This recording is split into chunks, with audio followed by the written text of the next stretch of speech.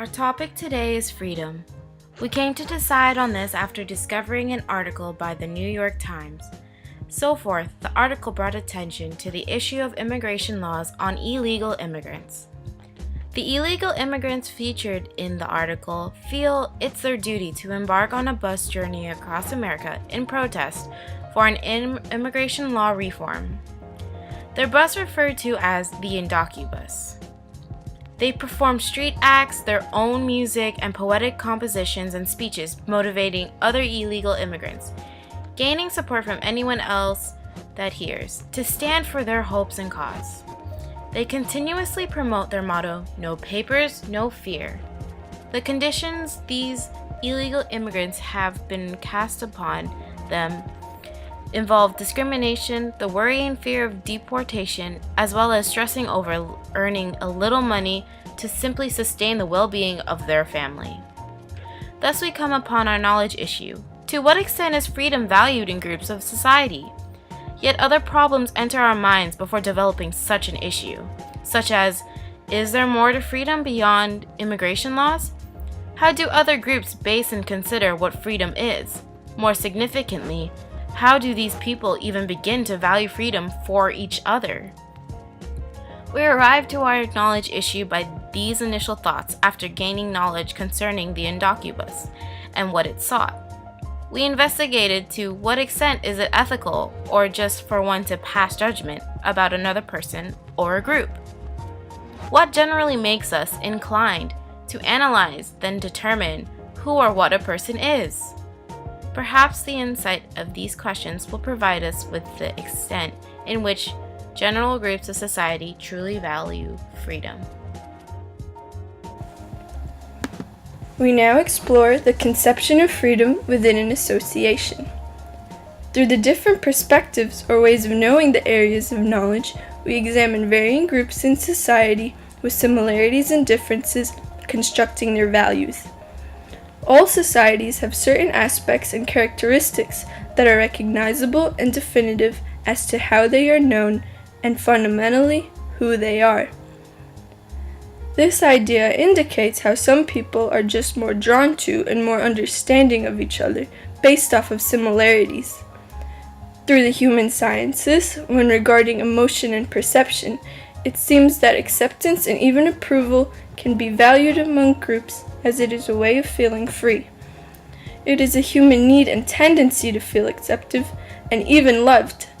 This statement can be recognized by the similarity attraction theory.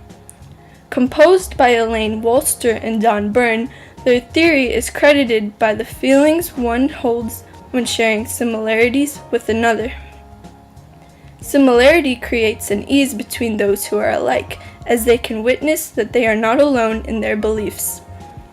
This claim considers what the reasons are for groups to feel the way they do. Perhaps there lies a latent phenomenon for why there are socially constructed misconceptions leading to tense feelings of disapproval, making eminent discrimination and discontentment. An additional theory may come to light with these thoughts by Forgas, Zajonc, and McIntosh. The reciprocal liking theory suggests that people are more prone to have a regard for those who are also attracted to them. This can also apply to those who dislike each other. When one disapproves of another, those feelings may also be mutual.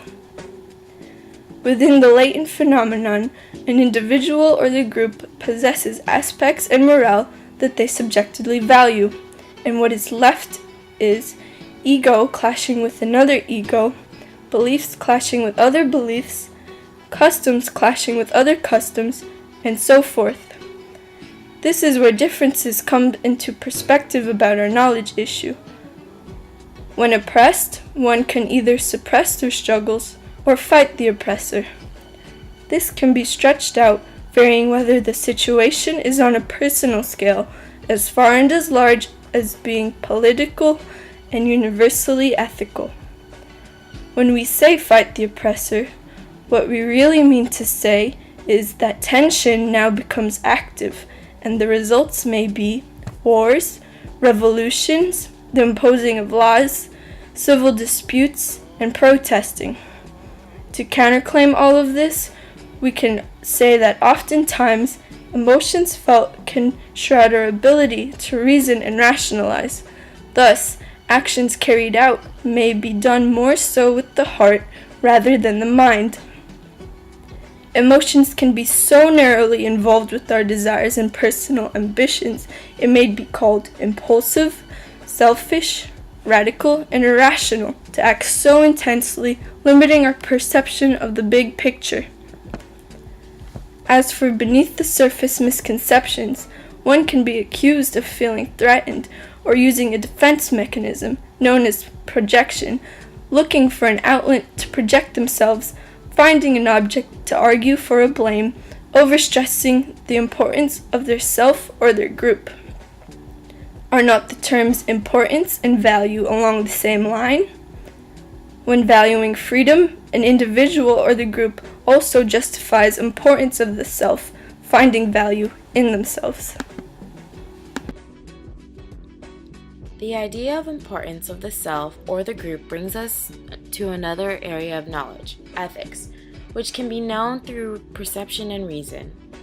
When concerning ethics, an idea may be argued absolutely as wrong or right, or argued relatively as what makes sense and what doesn't make sense.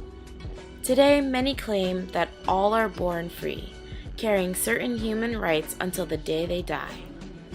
No government or any other particular human being, regardless of the time period or social status, can truly degrade or deprive any human's rights, furthermore determining their life.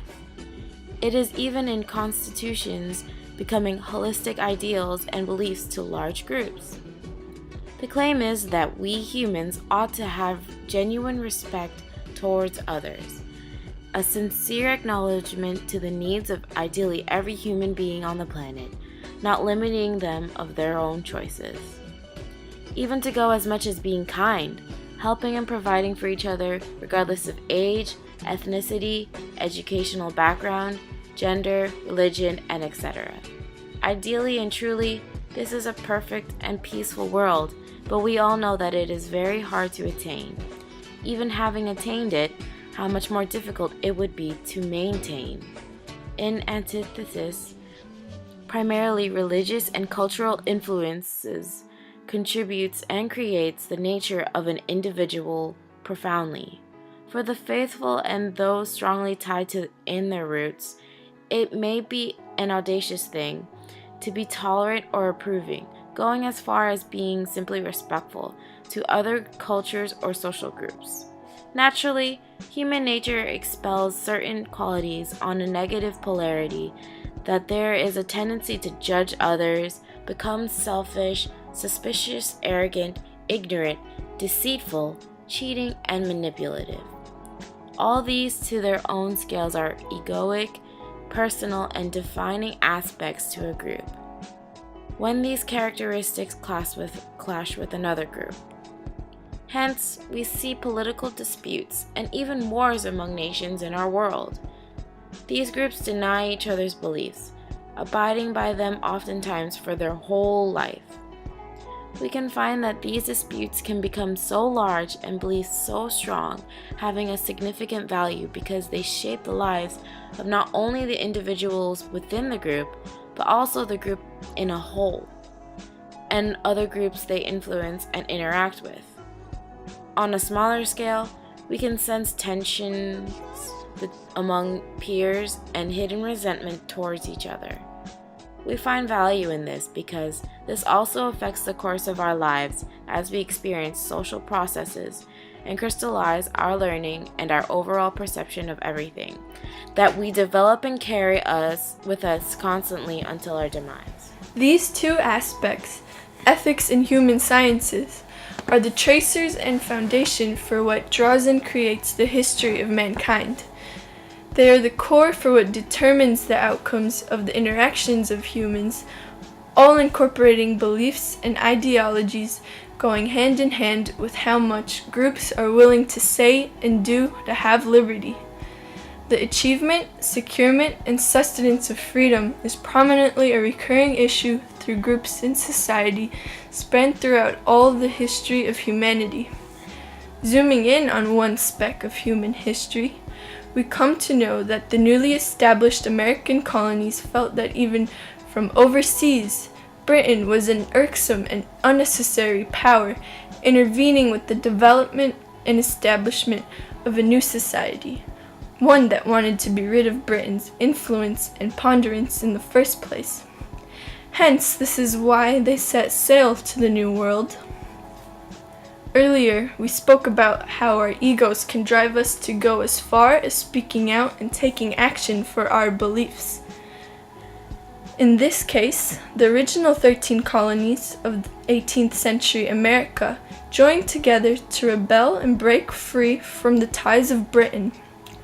Britain, in turn, for they believed that these colonies were rightfully theirs, disregarded these colonies' desire for freedom and sent invasion armies and used their navy to blockade the coasts.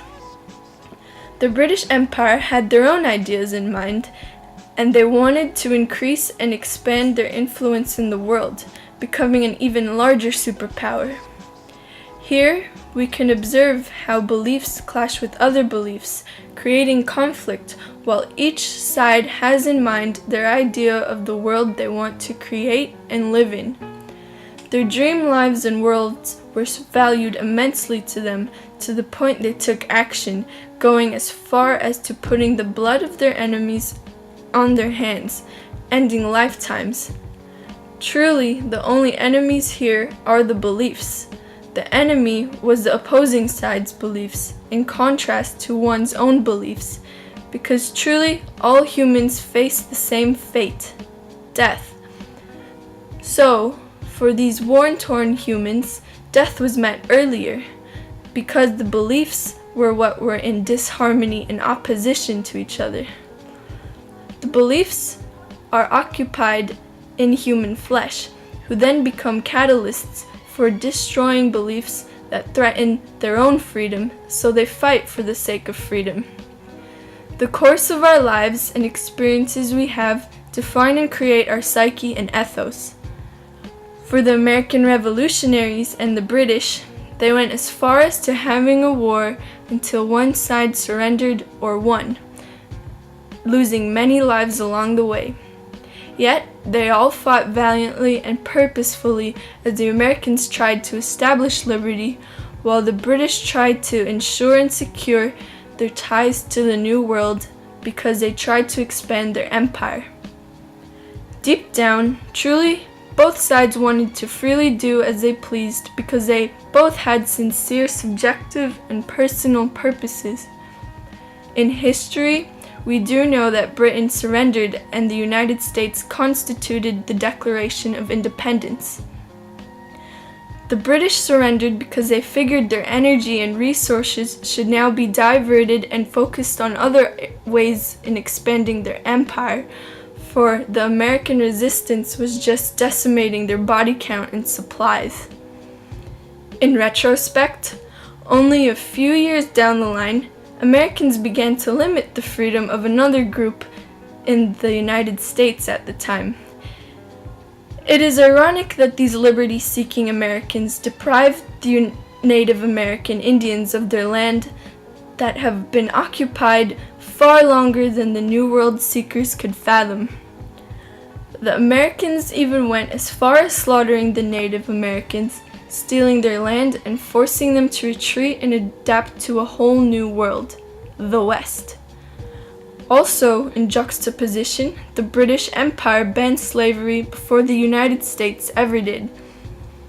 Britain was sailing all over the globe, colonizing and expanding their empire, while the United States explored their new territory. Yet, they both meet other ethnic groups along the way. More conflicts arise in the microcosmos of planet Earth, as well as the microcosmos of the United States, as they come to bear the issue of slavery at hand in the 19th century. More groups in society transform and evolve as our history unfolds and rolls along. The dreams, ideologies, and subjective ideas of freely living shall prominently flow through history. And so continues the struggle for life, abundance, and prosperity. Blood shall continue to be spilled and voices raised as a fight for freedom is a recycling and recurring motif in the history of mankind, in our daily lives, as the essence of humanity and all living beings. Both of my parents are not native-born or citizens of the United States.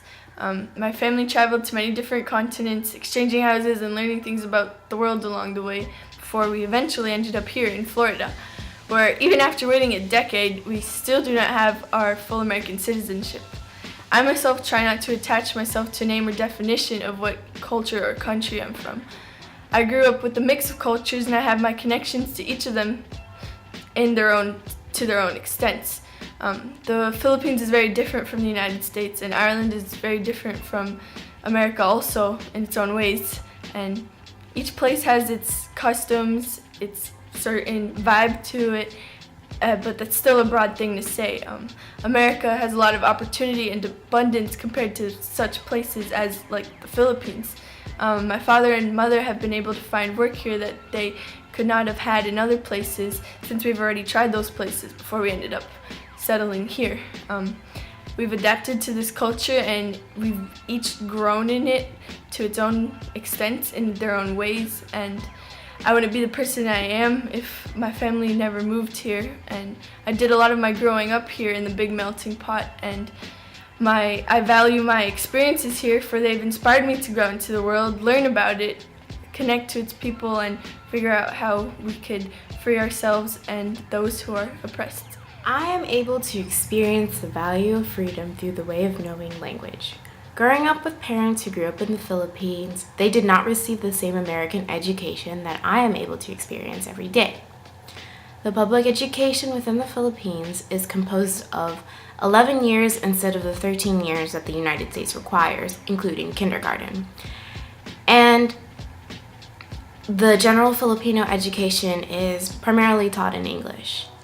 So at home, my parents would speak an infusion of English and Tagalog. With that, I tend to pronounce words in the same way that my parents do, which is not exactly correct within this society. I do this because within my perception, those words seem right to me until someone decides to tell me otherwise. Thus, I feel somewhat trapped between two worlds, resulting in a constant consciousness of my pronunciation. Yet, I find ways to freely express myself by the way of the arts, due to the lack of restriction it contains. I find the value of freedom in this because, compared to my trapped between two worlds situation, my freedom is endless within the arts.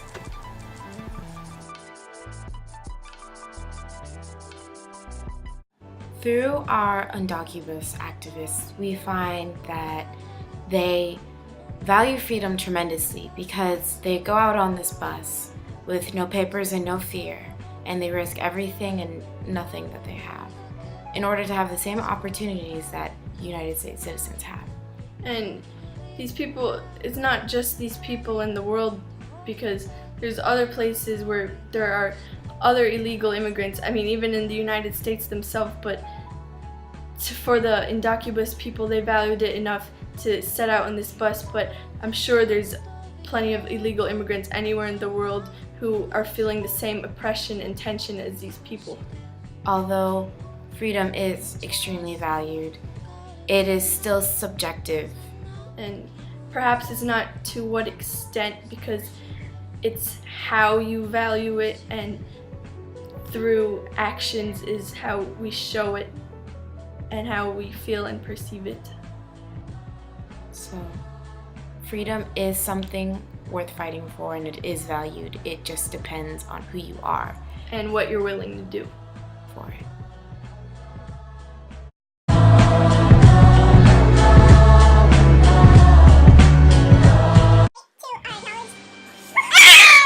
Inspired me to, oh my god, experience every day.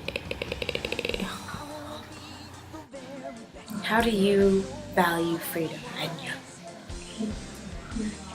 What? yellow jacket. Oh my god, we're recording. Oh my god. Oh my god, Anya, just do it.